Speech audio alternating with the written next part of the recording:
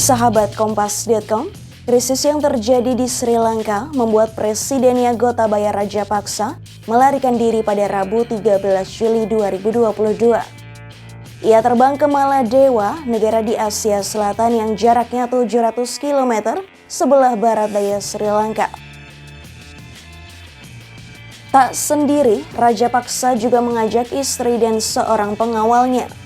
Mereka menggunakan pesawat militer Antonov 32 yang lepas landas dari Bandara Internasional Colombo.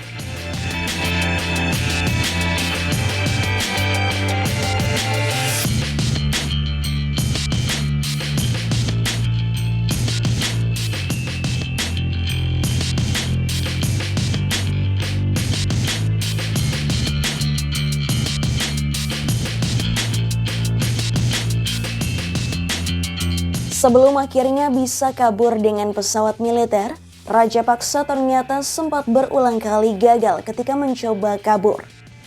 Awalnya, ia mencoba kabur menggunakan pesawat charter dari Bandara Internasional Matala. Namun, saat itu Rajapaksa dicegat staf imigrasi bandara.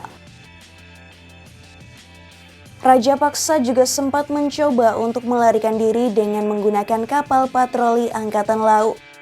Ia berencana pergi ke Maladewa atau India dan mendapatkan penerbangan ke Dubai. Namun lagi-lagi upayanya gagal dan barulah pada hari Rabu, Rajapaksa meninggalkan Sri Lanka dengan menggunakan pesawat militer.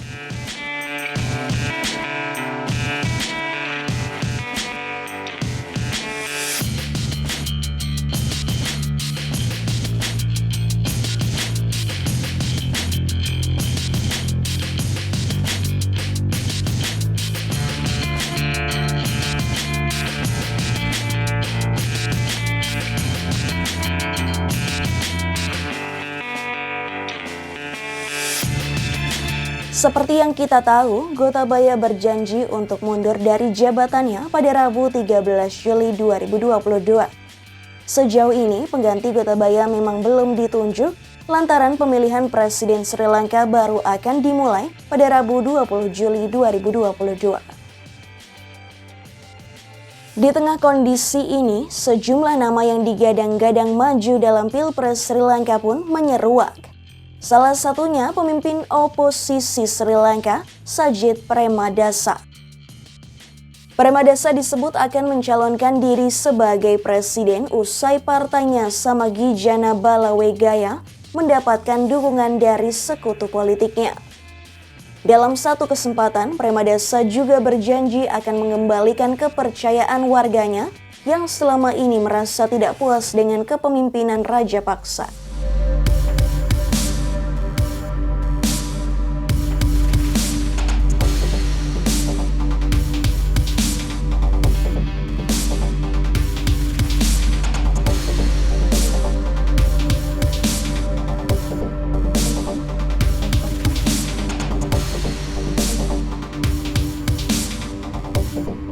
Langkah Gotabaya yang mundur dari kursi presiden hingga berupaya kabur ke luar negeri tak lain ditengarai situasi Sri Lanka yang mengalami krisis. Selama berbulan-bulan mereka kekurangan kebutuhan dasar mulai dari bahan bakar hingga obat-obatan yang minim. Usut punya usut, masalah Sri Lanka salah satunya bermula usai Gotabaya Rajapaksa membuat kebijakan pemotongan pajak secara besar-besaran. Kondisi krisis yang dihadapi Sri Lanka ini lantas menjadi salah satu perhatian sejumlah pejabat tinggi di dunia. Salah satunya Menteri Luar Negeri Amerika Serikat Antony Blinken. Selain kebijakan Rajapaksa, Blinken menduga penyebab krisis yang dialami Sri Lanka juga karena adanya kebijakan pembatasan Rusia pada ekspor gandum Ukraina.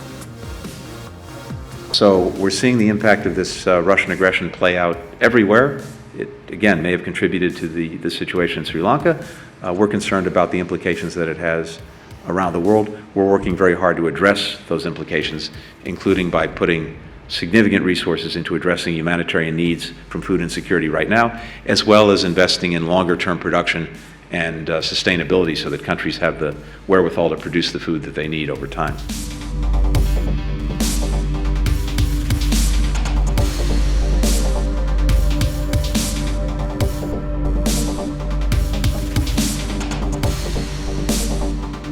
Terkait kondisi krisis yang dialami Sri Lanka, sebenarnya warga telah melakukan aksi unjuk rasa dari berbulan-bulan yang lalu. Mereka menuntut pemerintah untuk segera menemukan solusi atas masalah ini. Namun lantaran hingga kini situasi tak kunjung membaik, warga yang geram dengan kondisi ini kemudian menyerbu kediaman Rajapaksa pada Minggu 10 Juli 2022. Tak hanya melakukan demonstrasi di area luar istana, mereka juga melakukan kekacauan dengan masuk ke kamar pribadi Rajapaksa, mengobrak-abrik pakaian hingga menggelar pesta di kolam renang. Saat itu demonstran membawa tuntutan agar Rajapaksa mengundurkan diri dari jabatan presiden. We can't trust them. Since independence, since 1448, we trust politicians and we lost everything that we have. So we are not going to trust them. We are stay here until they resign.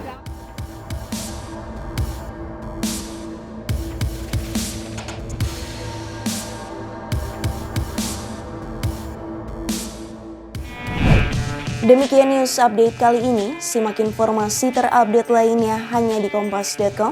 Jernih melihat dunia.